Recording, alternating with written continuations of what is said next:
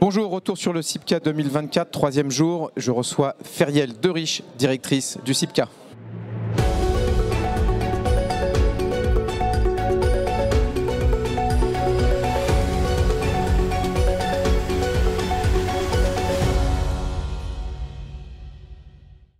Bonjour Feriel. Bonjour Gaël. Bienvenue chez BITV sur notre plateau télé. Directrice du CIPCA, troisième édition cette année 2024. Bon, bilan, temps fort, qu'est-ce qu'on peut retenir de cette édition où il y avait un peu de monde quand même? Bon bilan, voilà, il y avait un peu de monde. Il y avait pas précisément hier soir 9700 personnes, on attend 9000 visiteurs, donc on est vraiment sur la courbe voilà, attendue. Devrait environner les 10 000, je pense, parce qu'il y a encore du monde aujourd'hui. Oui, tout à fait. Ouais. Et il y a des jeunes qui vont arriver l'après-midi. Les temps forts de ce salon, de cette édition? Les temps forts, toujours le sommet des investisseurs qu'on a souhaité pérenniser, qui a très très bien marché. Et puis, au-delà, bien sûr, des trophées BBCA et des nouveaux trophées qui ont été remis à l'occasion du salon, notamment sur la thématique hôtellerie et quartier, on labellise les quartiers aujourd'hui, des focus sur les directeurs immobiliers, donc vraiment on est sur le tertiaire, le bureau, en tout cas les occupants, les utilisateurs, les groupes hôteliers qui parlent aux investisseurs, qui parlent aux financeurs, aux propriétaires d'actifs. L'événement s'appelait Parlons vrai, voilà, ça veut tout dire. C'est disons-nous franchement les choses. Se dire les choses franchement, oui. C'est l'objectif et c'est tout ce que souhaite le CIPCA. Voilà, on veut du franc-parler, on veut faire avancer les choses, on veut que les acteurs avancent ensemble et ça a l'air de plutôt bien marcher.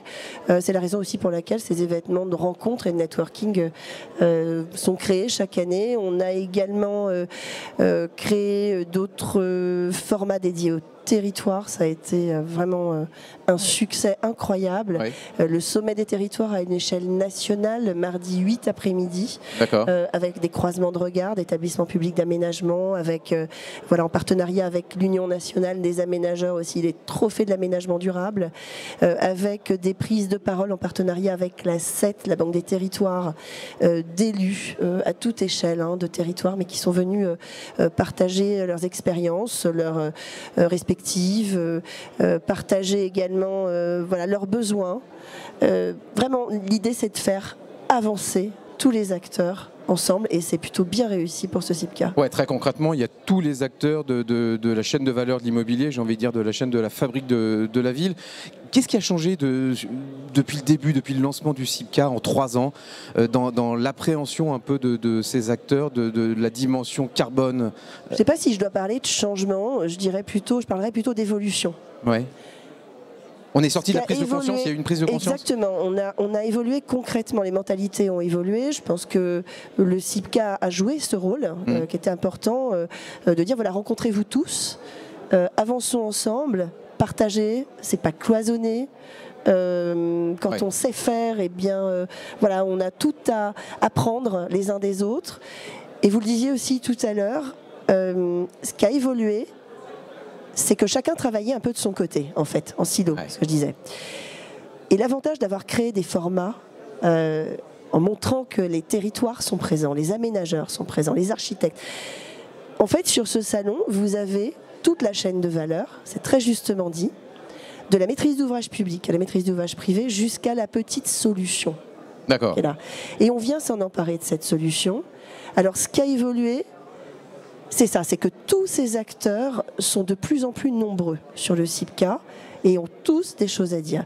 Et qu'un maître d'ouvrage public va même aller chercher la petite solution. C'est unique, il n'y a pas un salon qui propose sur un même événement toute cette chaîne. Tout le monde est réuni ici au CIPCA. Alors c'est peut-être ça qui a évolué, c'est qu'ils sont de plus en plus nombreux à s'engager et donc de plus en plus nombreux à exposer, à prendre la parole sur le salon. Ils seront encore plus nombreux en 2025. Est-ce que le CIPCA il change d'endroit ?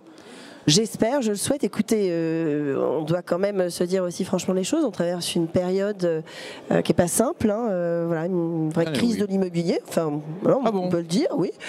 On n'en a pas l'impression sur le CIPCA parce que voilà, il y a beaucoup d'enthousiasme et puis aussi on est là pour apporter les solutions. C'est l'ADN même du salon, solutions techniques comme des solutions financières. Le premier partenaire est quand même la Banque des territoires, avec des messages forts.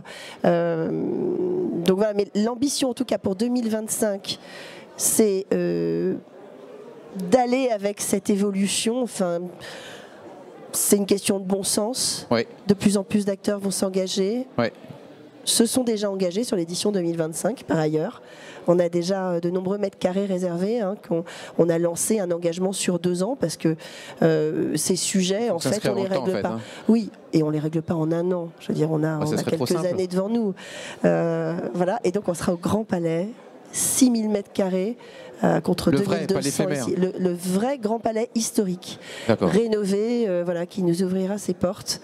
Et on est ravis, et ce sera un grand moment aussi de partage, de voir voilà, à quelle échelle et de quelle manière ce Grand Palais historique a réussi à intégrer une nouvelle solution bas carbone. On vous fera découvrir tout ça. On ira un peu dans les coulisses de ce Grand Palais, de sa rénovation. Bon, c'est bien, ça se prépare et je vois que c'est sur de bons rails. Oui. Pierriel, merci beaucoup. Merci Gaël, merci à vous. Et donc à très vite, ou en tout cas en 2025 au Grand Palais. Merci.